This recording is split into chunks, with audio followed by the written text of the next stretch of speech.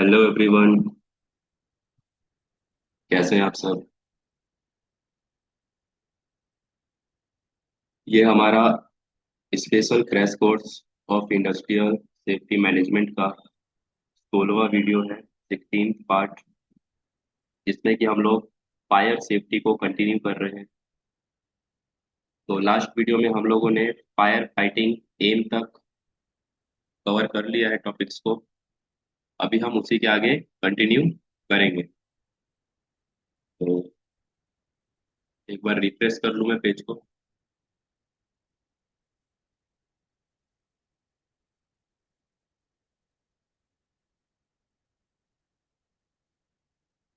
चलिए, आज का जो पहला क्वेश्चन रहेगा वो है स्टेप्स आफ्टर ऑक्यूरेंस फायर, यानी आग लगने के बाद क्या करना है।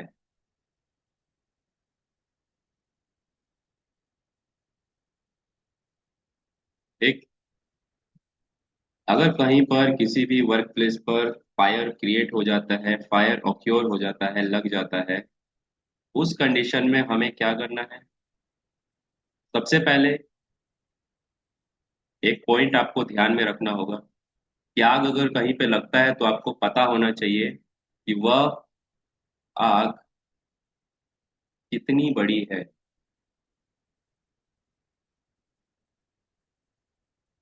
कितनी बड़ी है। ठीक।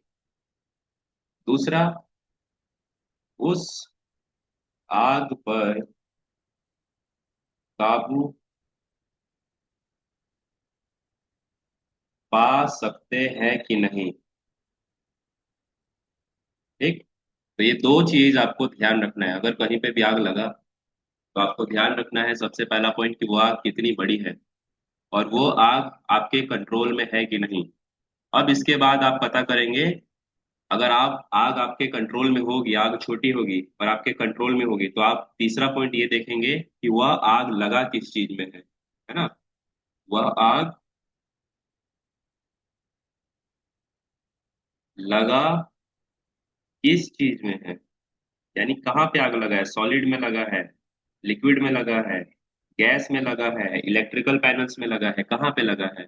उसके बाद आप आग को बुझाएंगे या कंट्रोल करेंगे। ठीक। तो ये मेरा अलग से जो व्यू था वो मैंने आपके सामने रखा है। बाकी जो स्लाइड में है एक बार उसको हम लोग देख लेते हैं। तो एक बार इसको आप लोग नोट डाउन कर लीजिएगा पॉज करके। मैं इसको इरेज कर दे रहा हूँ।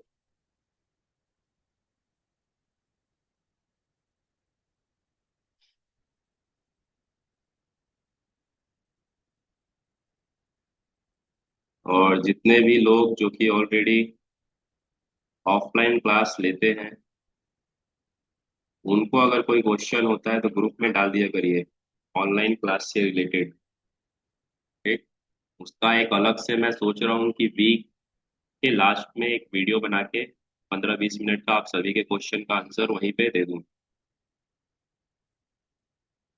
चलिए, अब according to our slide, our syllabus, what steps after occurring fire. So first is alarm is sounded, यानी कहीं आग लगा तो अलार्म बजना चाहिए, जिससे कि सभी लोगों को पता चल जाए कि आग लग गया है। Second, electric power supply and other fuel supplies are switch off, यानी आग लग जाने के बाद हमें सभी इलेक्ट्रिकल सप्लाई, पावर सप्लाई को कट कर देना होता है, स्विच ऑफ कर देना होता है। Third is persons vacate the place, यानी सभी व्यक्तियों को उस स्थान से वेकेट कर देना होता है, रेस्क्यू कर देना होता है, या फिर ऐसे सेफ जगह पे पहुंच जाना होता है जहाँ पे आप सुरक्षित रहे, जैसे कि इमरजेंसी असेंबली पॉइंट। फोर्थ है immediate use of portable fire extinguisher and water sand for extinguishing small fire then and there. बोला जा रहा है, अगर आपके सामने स्मॉल फायर लगा है, यानी ऐसा फायर जिसको कि आप कंट्रोल कर सकते हैं, छोटे टाइप का फायर है, तो आप उसके लिए क्या करेंगे? तुरंत पोर्टेबल फायर एक्सटिंग्यूशर को इस्तेमाल करेंगे, यूज करेंगे और उस आग को बुझा सकते हैं। पोर्टेबल फायर एक्सटिंग्विशर नहीं है तो वाटर बकेट या सैंड बकेट है तो उसका भी इस्तेमाल आप लोग कर सकते हैं। अगला है automatic fire fighting system gets initiated. यानी आपने अगर ऑटोमेटिक फायर फाइटिंग सिस्टम लगाया हुआ है जैसे कि स्प्रिंकलर या फायर हाइड्रेंट वगैरह, तो वो भी ऑटोमेटिकली अपना काम करना चाहिए। Call the fire brigade. अभी आपको इंफॉर्मेशन भी प्रोवाइड कर देना है किसको, तो इमरजेंसी रिस्पांस टीम को, इमरजेंसी रेस्क्यू टीम को। तो ये था कि अगर आग लग जाता है तो क्या क्या चीजें, क्या क्या स्टेप्स आपको उठाने पड़ते हैं।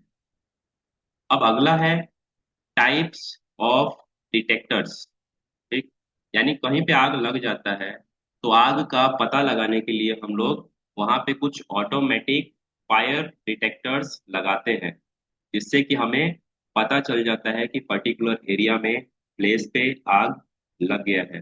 तो इसके लिए कितने टाइप्स हैं, तो हमारे पास 3 टाइप्स, जो कि है heat detector, smoke detector and flame detector. Heat detector क्या करता है, तो इमेज में आ जाएंगे यहाँ पर। हीट डिटेक्टर क्या कर रहा है, फ्लेम को डिटेक्ट कर रहा है, हीट को, गर्मी को डिटेक्ट कर रहा है, और डिटेक्ट करने के बाद आपको अलार्म दे देगा, जिससे कि आप अवेयर हो जाएंगे कि पर्टिकुलर एरिया में आग लग गया है। स्मोक डिटेक्टर क्या करता है, तो स्मोक डिटेक्टर धुआं को डिटेक्ट करता है पार्टिकल पर मिलियंस में, और वो आपको बता देगा कि यहाँ पे आग लग गया है। फ्लेम डिटेक्टर क्या करेगा, तो सेम, जो भी चिंगारी या फ्लेम या जो भी आग से निकलने वाली चीजें फ्लेम है वो उसको डिटेक्ट करेगा और आपको बता देगा कि यहाँ पे फायर लग गया है। अब आ जाते हैं जो भी डिटेक्टर्स होते हैं, ऑटोमेटिक डिटेक्टर्स आपने अगर कहीं पे इंस्टॉल किया है, ऑटोमेटिक फायर डिटेक्टर को आपने कहीं पे इंस्टॉल किया है, या फिर ऑटोमेटिक फायर अलार्म को आपने कहीं पे इंस्टॉल किया है, तो आपने इसको अगर इंस्टॉल किया होगा तो इनको पावर सप्लाई तो चाहिए ना भाई। बिना पावर सप्लाई के तो ये रहेगा नहीं, बजेगा नहीं, काम नहीं करेगा। तो इसके लिए हमें पावर सप्लाई कैसा लेना होता है वही यहाँ पे आपको बताया जाएगा। सो पावर सप्लाई कैसा चाहिए आपको ऑटोमेटिक डिटेक्टर्स पे या फिर ऑटोमेटिक अलार्म सिस्टम पे, तो the detection and annotation systems. ठीक, ये डिटेक्शन सिस्टम और एनोटेशन सिस्टम का मतलब होता है, ये डिटेक्टर्स के बारे में बात कर रहा है और ये अलार्म सिस्टम के बारे में बात कर रहा है। So the detector and annunciation system should derive its power from other। यानी हमारे ऑटोमेटिक डिटेक्टर्स को और अलार्म सिस्टम या एनुशिएशन सिस्टम को कहीं एक जगह से पावर सप्लाई लेना जरूरी है। कौन कौन सी जगह, तो या तो मेन इलेक्ट्रिसिटी सप्लाई से या स्टैंड बाय पावर सप्लाई से। तो हम डायरेक्ट बिजली के लिए हम मेन इलेक्ट्रिसिटी सप्लाई को यूज कर सकते हैं, अदरवाइज हम सेकेंड ऑप्शन पे जा सकते हैं, जो कि बिजली नहीं रहने के बाद भी बिजली जलती है, जैसे कि स्टैंड बाय पावर सप्लाई। ठीक, so the standby power supply that shall be immediately available in the event of failure of normal supply, which shall be automatically connected so as to the maintain the equipment in ready condition of taking the maximum load। ठीक, तो the standby power supply एक second option बनता है कि अगर बिजली cut हो जाती है, नॉर्मल सप्लाई का फेलियर हो जाता है हमारे वर्क प्लेस पे, तो उस कंडीशन में भी ये ऑटोमेटिकली आपके अलार्म सिस्टम को, डिटेक्शन सिस्टम को बिजली प्रोवाइड करती रहे और वो अपना काम करता रहे। ठीक, तो ये था पावर सप्लाई के लिए। अब आ जाते हैं एक पॉइंट के ऊपर, जो है फ्लेम। तो फ्लेम क्या है, तो flame is the visible gaseous part of fire. अभी आग लगता है तो पीला पीला एक फ्लेम निकलता है। एक, उसी को यहाँ पे बात किया जा रहा है कि वो क्या होता है, विजिबल होता है, देख सकते हैं हम उसको। और वो गैसियस पार्ट होता है, यानी वो भी एक गैस होता है, लेकिन उस गैस को हम देख सकते हैं, जिसको हम बोलते हैं फ्लेम। ठीक, जो कि एक आग का ही पार्ट है, फायर का ही पार्ट है। अगला बोला जा रहा है what is combustion. So combustion is the process of burning something is called combustion. यानी किसी भी चीज को जलाने का प्रक्रिया को, प्रोसेस को हम लोग कंबशन बोलते हैं। अभी आगे बढ़ते हैं। अब आपके सामने स्लाइड है जिसपे कि पूछा जा रहा है व्हाट इज फायर ट्रायंगल। तो आपके सामने एक इमेज भी दिया गया है फायर ट्रायंगल का। इसको भी हालांकि मैंने लास्ट वीडियो में भी बता दिया था आप सभी को, आप यहाँ से नोट डाउन कर लेंगे। तो डेफिनेशन क्या है वो देख लेते हैं हम लोग। Fire triangle shows the three element of fire: heat, oxygen and fuel, है ना, heat fuel and oxygen. So fire triangle क्या है, तो फायर ट्रायंगल आपको बताता है तीन एलिमेंट्स के बारे में। कौन कौन से एलिमेंट, तो हीट, ऑक्सीजन एंड फ्यूल के बारे में बताता है। और ये तीनों एलिमेंट क्या करते हैं, तीनों एलिमेंट अगर एक स्थान पर बराबर मात्रा में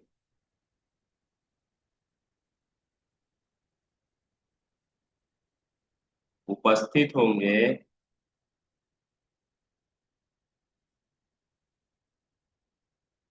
तो आग लग सकता है या आग लगेगा। ठीक, यानी इन्हीं तीनों एलिमेंट्स के कारण आग लगता है। और ये तीनों एलिमेंट्स जब एक स्थान पर बराबर मात्रा में होंगे तभी आग लगेगा, ये भी ध्यान रखना है आपको। ये तीनों मात्रा का एक स्थान पर होना और बराबर मात्रा में होना जरूरी है। ठीक, ये नहीं कि कोई कम ज्यादा हो। ऑक्सीजन ज्यादा होगा, तेज हवाएं चल रही होगी तो भी आग नहीं लगेगी। ठीक, याद रखना है। फ्यूल कम है, हीट और ऑक्सीजन है तो भी आग नहीं लगेगा। फ्यूल है और ऑक्सीजन है और हीट नहीं है तो भी आग नहीं लगेगा। तो तीनों चीजों का एक स्थान पे बराबर मात्रा में होने पर ही आग लगेगा। ठीक, अब एक नोट है, तो क्या नोट है उसको देख लेते हैं। It is easy to show the three factor in form of triangle, hence it is called fire triangle. बोला जा रहा है नोट में, यह आसान हो जाता है तीनों फैक्टर्स को, तीनों एलिमेंट्स को एक जगह पे एक स्थान पे दिखाने का ट्राइंगल के माध्यम से।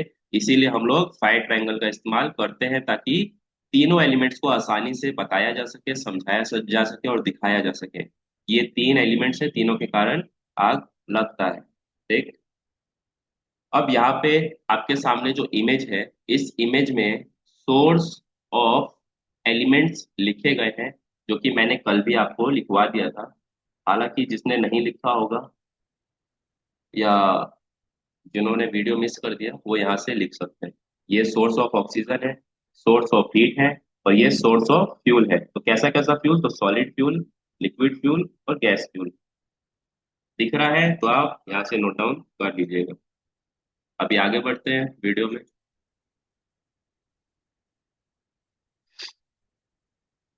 अब आगे आ रहा है आपके सामने mode of transfer of heat. यानी अगर कहीं पे आग लग जाए तो उस आग से क्या पैदा होगा जी, गर्मी पैदा होगा ना, हीट। तो हीट पैदा हो रहा है तो हीट को ट्रांसफर होने के लिए क्या क्या मेथड है, क्या क्या मोड है। तो यहाँ पे दिया गया है आपके सामने conduction, convection, direct burning and radiation. ठीक, ये चार मोड है जिसके कारण की एक हीट एक स्थान से दूसरे स्थान पे ट्रांसफर होती है, प्रवाह करती है।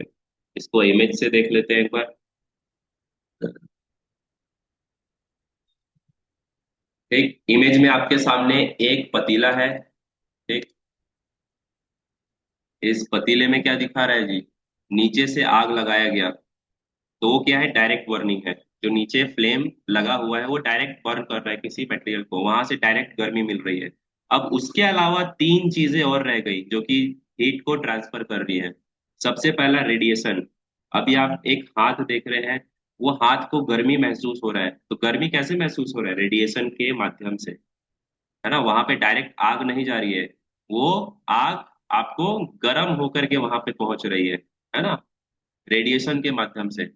सेकंड है कन्वेक्शन। तो कन्वेक्शन क्या है, भाप के रूप में आपको गर्मी ट्रांसफर हो रहा है ना। पानी उबल रहा है लेकिन पानी का भाप कहाँ जा रहा है, ऊपर। तो पानी का भाप एक तरीके से कन्वेक्शन का मेथड कहलाएगा जिससे कि आपका हीट ट्रांसफर हुआ। थर्ड है और वेरी इंपॉर्टेंट, कंडक्शन का नियम। कंडक्शन का नियम क्या कहता है कि मेटल्स का आपस में जुड़ा हुआ होना बहुत जरूरी है अगर किसी हीट को ट्रांसफर करना है एक मेटल से दूसरे मेटल में। अभी आप लोग भी घर में पतीला या कुछ भी चढ़ाते होंगे, तो आग तो नीचे लगता है बेस पे, पतीले के नीचे, लेकिन वो आग फैलते फैलते उसके हैंडल तक आ जाता है। तो किस नियम के तहत आता है वो हीट, वो हीट आता है आपका कंडक्शन नियम के तहत। ठीक, तो यही यहाँ पे बताने का मेरा मकसद था, मोटिव था। तो तीन मेथड कौन कौन से, तो यहाँ पे लिख लेंगे। कंडक्शन यानी heat transfer through solid material, यानी सॉलिड मटेरियल जब आपस में जुड़े हुए होंगे तो वहां पे हीट ट्रांसफर हो जाएगा। कन्वेक्शन यानी heat transferred through gas smoke which occur mostly liquid and gases, यानी कन्वेक्शन में आपको हीट कैसे मिलेगा, तो गैस के माध्यम से, धुएं के माध्यम से, है ना। और ये ज्यादातर लिक्विड या गैसेस फॉर्म में या वेपर्स के फॉर्म में रहेगा। डायरेक्ट बर्निंग क्या है, तो direct burning is the process of fire spread by direct contact between flame and material, यानी कोई लकड़ी रखा है, उस लकड़ी में आप डायरेक्ट माचिस जला दो, यानी वो डायरेक्ट बर्निंग कहलाया। रेडिएशन, तो radiation heat is transferred through air in the form of infrared heat waves which travel in straight line just like light, यानी जैसे रोशनी ट्रेवल करती है वैसे ही इंफ्रारेड लाइट्स भी, आग का जो फ्लेम है वो भी ट्रेवल करेगा और आपको गर्मी पहुंचाएगा वहां से, ठीक। And can pass through transparent surface like such as glass, यानी गर्मी जो है रेडिएशन के माध्यम से ग्लास को पार करके भी पहुंच सकती है, ठीक। एक ग्लास के आर पार भी रेडिएशन के मदद से गर्मी पहुंच जाती है।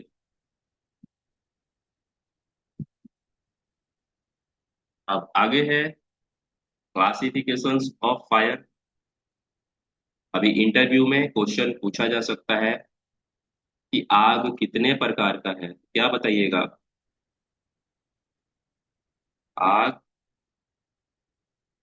कितने प्रकार का होता है,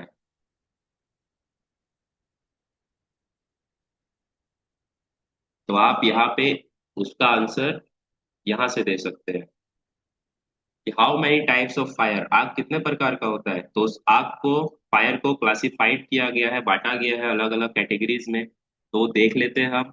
और ये आंसर आपका यहीं से देना है। ये क्वेश्चन अगर आता है आपके सामने कहीं भी, तो उसका आंसर यहीं से देना है आपको, ठीक। So fires are classified into five categories according to fuel type, यानी फ्यूल टाइप के अकॉर्डिंग हमने फायर को पांच भागों में, पांच हिस्सों में, पांच प्रकार में बांटा है, जिसमें सबसे पहला फायर है class A fire. Class A fire which fire involves combustible solid material such as paper, wood, coal, textile, rubber, plastic and construction materials, ठीक। तो क्लास ए का फायर में कौन कौन सी चीजें आती है, तो सॉलिड मटेरियल्स, ठीक। सॉलिड मटेरियल्स में क्या क्या, तो पेपर, लकड़ी, कोयला, कपड़ा, रबड़, प्लास्टिक या कोई भी कंस्ट्रक्शन मटेरियल, ठीक। अब इसको, या फिर इस फायर में आग लग जाए, क्लास ए के फायर में अगर आग लग जाता है, मान के चलिए लकड़ी में आग लग जाए, पेपर में आग लग जाए, रबड़ में आग लग जाए, तो क्या करते हैं हम लोग उसके लिए, तो वो भी यहाँ पे आपको लिखा हुआ है। Water fire extinguisher is use to extinguish this type of fire, यानी जब भी क्लास ए के फायर में आग लग जाए तो वहां पे हम लोग वाटर टाइप का फायर एक्सटिंग्यूशर का इस्तेमाल कर सकते हैं, आपको एक्सटिंग्यूश करने के लिए, आपको बुझाने के लिए, ठीक। अगर वाटर नहीं होगा तो क्या करेंगे, तो भी यहाँ पे आंसर लिखा है उसका। Foam and dry chemical powder is called DCP, can be use and sand bucket is also use, अगर हमारे पास उस कंडीशन में पानी उपलब्ध नहीं है, जहाँ पे आग लगा है पेपर में, कपड़े में, और वहां पे हमारे पास पानी नहीं है, वाटर टाइप एक्सटिंग्यूशर नहीं है, तो हम डीसीपी या फोम या फिर सैंड बकेट का भी इस्तेमाल कर सकते हैं, ठीक। तो इसी तरीके से बाकी क्लासेस को भी देख लेते हैं। आई होप वीडियो समझ आ रहा होगा आपको, टॉपिक्स क्लियर हो रहे होंगे फायर के।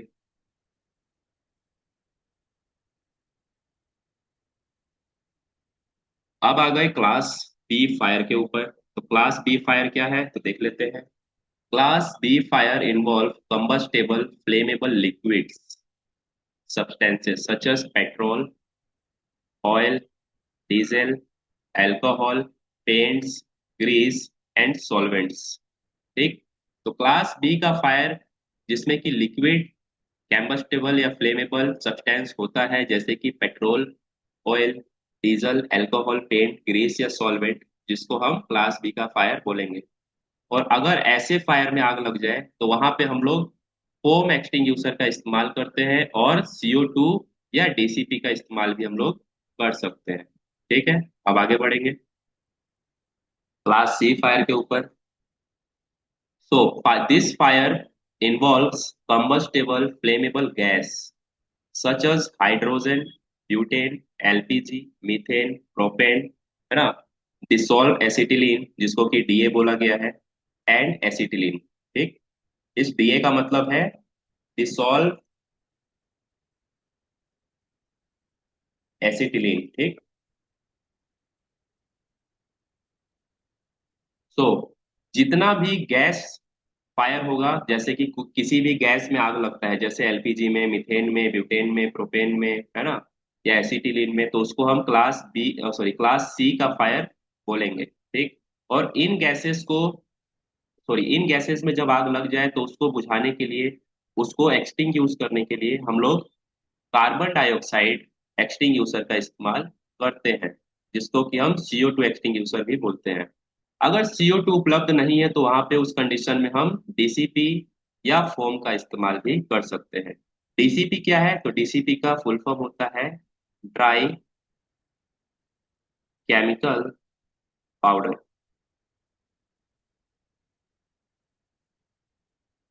ठीक है, अभी आगे बढ़ते हैं नेक्स्ट क्लास ऑफ फायर के ऊपर। नेक्स्ट है क्लास डी फायर।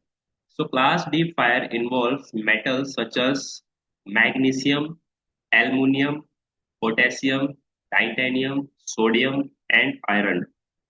ठीक, तो क्लास डी का फायर में इंक्लूड होता है आपका कई तरीके का धातु, मेटल्स। ठीक, अब धातु कई तरीके के हैं, तो magnesium, aluminium, potassium, titanium, sodium और आयरन। इन सब में अगर कभी आग लग जाए, जैसे आपका वायरिंग केबल्स होता है ना, वायर केबल्स, या कोई धातु में आग लग गया तो उसको हम क्लास डी में रखेंगे। ठीक, अब इसके लिए हम special dry chemical fire extinguisher का इस्तेमाल करते हैं। ठीक, डीसीपी का भी इस्तेमाल कर सकते हैं और CO2 का भी इस्तेमाल यहाँ कर सकते हैं, लेकिन वाटर का इस्तेमाल अभी तक कहीं पे भी नहीं हो रहा। क्लास ए के बाद वाटर का इस्तेमाल कहीं पे भी नहीं होगा, ये याद रखना है आप सभी को। क्लियर? हम लोग क्लास ए में ही वाटर का इस्तेमाल कर रहे हैं, अदरवाइज कहीं पे भी वाटर का इस्तेमाल नहीं हो रहा है। बाकी सब जगह कहाँ पे किसका इस्तेमाल हो रहा है? तो डीसीपी का, ड्राई केमिकल पाउडर का। ठीक है, ध्यान रखना है इस बात को। क्लास एफ या class K fire. So class K और class F fire involve kitchen fire such as cooking oil, fats. यानी जब भी किसी किचन में आग लगता है तो वहां पे बहुत सारा कुकिंग ऑयल होता है, फैट्स वगैरह होता है। फैट्स बोले तो आपका आटा, दाल, चीनी, चावल, है ना, या फिर वहां पे गैस भी होता है, एलपीजी गैस। तो ये सबको एक स्पेशल कैटेगरी बनाया गया है जिसको कि हम किचन फायर बोलते हैं। और अगर किचन में आग लग जाए तो वहां पे हम लोग वेट केमिकल फायर एक्सटिंग्विशर का इस्तेमाल करते हैं। अगर वेट केमिकल नहीं है तो उस कंडीशन में हम लोग फोम या डीसीपी का इस्तेमाल कर सकते हैं। क्लियर? अब आगे बढ़ते हैं इलेक्ट्रिकल फायर के ऊपर। Electrical fire involves electrical equipments and appliances such as electrical cables, electrical wire, switch boards, stabilizer, machine and distribution boards। ठीक, अगर इन सभी केबल्स में, वायर्स में, बोर्ड्स में आग लगे, मशीनों में आग लगे, तो उसको हम इलेक्ट्रिकल फायर का कैटेगरी में रखते हैं। और इसको बुझाने के लिए हम लोग कार्बन डाइऑक्साइड का इस्तेमाल करते हैं। ठीक, कार्बन डाइऑक्साइड के उपलब्ध न होने की कंडीशन में हम लोग ड्राई केमिकल पाउडर या फिर ड्राई सैंड का इस्तेमाल भी कर सकते हैं। तो इस वीडियो में इतना ही था। आई होप आपको कुछ टॉपिक्स क्लियर हुए होंगे, नॉलेज मिला होगा आप सभी को। बाकी हम लोग नेक्स्ट टॉपिक में नए वीडियो के माध्यम से नए टॉपिक्स को कवर करेंगे। तब तक के लिए गुड बाय सभी को, ध्यान रखिएगा अपना।